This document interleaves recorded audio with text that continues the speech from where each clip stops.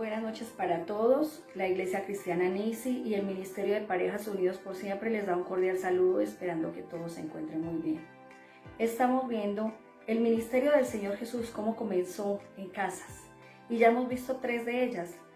Vimos la casa de Caná, donde el Señor Jesús convirtió el agua en vino en las bodas de Caná. También vimos la casa de Pedro. El Señor Jesús sanó a la suegra de Pedro. Y vimos la casa de Capernaum. Allí el Señor Jesús obró también en esta casa perdón, restauración y milagros también. Y hoy vamos a ver en el Evangelio de Lucas, capítulo 5, verso del 27 al 32, la casa de Leví. Les invito para que tomen allí sus Biblias y leamos.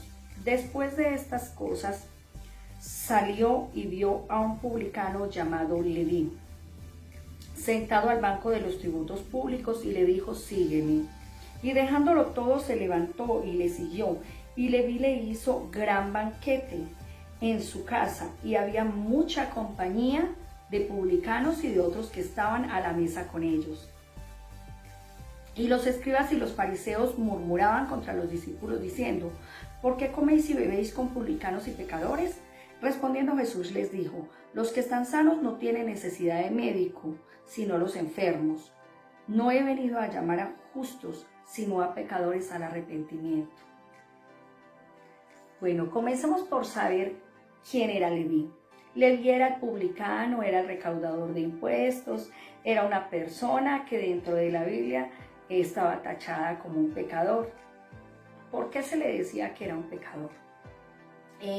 ¿Cómo se recaudaban los impuestos en aquella época? Los funcionarios romanos vendían ese derecho al mejor postor. Y esto se hacía como en una especie de subasta. Y este mejor postor, con tal de adquirir ese derecho, vendía lo que tuviera que vender, hacía lo que tuviera que hacer con tal de adquirir ese derecho. Incluso recurrían a vender propiedades que tenían de sus ancestros de hace muchísimos años, que habían sido heredadas, que tenían un precio invaluable y que venían de generación en generación, que incluso Dios mismo les había entregado a ellos. Entonces eso era como renunciar prácticamente a la fe. Ellos despreciaban el linaje haciendo esto, por eso eran tachados de pecadores. Y ellos, después de adquirir este derecho, podían empezar a cobrar con usura y cada día se hacían más ricos. Entonces, ¿cómo se pudo haber sentido Leví allí sentado en el tributo, como lo dice la palabra, cuando Jesús lo vio? Él se pudo haber sentido condenado, él se pudo haber sentido menospreciado. Tal vez tú te puedas sentir igual, te puedas haber sentido condenado o te puedes sentir despreciado. Pero Jesús no te ve así. Dice la palabra de Dios que Jesús lo vio. Jesús vio a Leví. Así Dios te está viendo. Y Jesús le dijo: sígueme.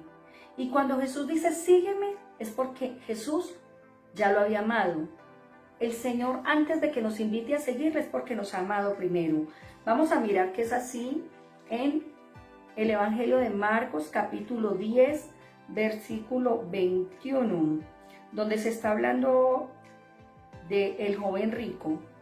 Aquí dice, en el verso 21, entonces Jesús, mirándole, le amó y le dijo: una cosa te falta, anda, vende todo lo que tienes y dalo a los pobres, y tendrás tesoro en el cielo, y ven, sígueme tomando tu cruz. O sea que el Señor, antes de invitarle a seguirle, era porque ya lo había amado. Así mismo ha pasado con nosotros. Aunque nosotros nos sintamos descalificados, aunque creamos que para el mundo no clasificamos o no somos nadie, para el Señor somos todo. El Señor dio esa preciosa sangre, fue derramada allí en la cruz del Calvario por amor a ti y a mí. Y eso tiene un precio invaluable, eso no tiene precio.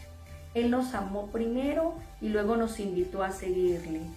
Y cuando allí en el texto dice que Él se levantó Después de que le dijo, sígueme, se levantó. Él estaba renunciando a su pasado y a todo lo que tenía. Él era un hombre muy adinerado y estaba renunciando a toda esa posición y a todo ese dinero. Eso es lo que quiere Dios que nosotros hagamos, que le sigamos sin condiciones, que le sigamos sin tanto titubeo, sin decir que es que no podemos, que hoy no hacemos, no. Y no es solamente el sígueme, ir a una iglesia y congregarnos, es seguirle en todo momento, en todo lugar, es presentarlo como lo hizo Leví, presentarle a ese Jesús a toda nuestra casa, a nuestros amigos. Leví dice en la palabra del Señor aquí que él le hizo un gran banquete, no fue un banquete ni una pequeña fiesta.